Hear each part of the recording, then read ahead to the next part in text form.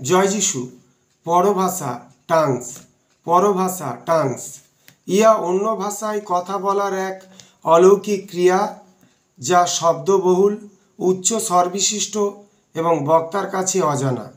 পরভাষা ইয়া অন্য ভাষায় কথা বলার এক অলৌকিক ক্রিয়া, যা শব্দবহুল, উচ্চ স্বরবিশিষ্ট এবং বক্তার কাছে অজানা।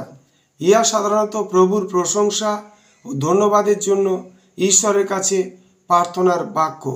এই তিনটি বাক্যের প্রকাশ কখনো কখনো আত্মার দ্বারা প্রদত্ত মধুর স্বরবিশিষ্ট হয়, যা বেরিয়ে আসে প্রভুর উদ্দেশ্যে সুমধুর স্বর বা গান হয়ে।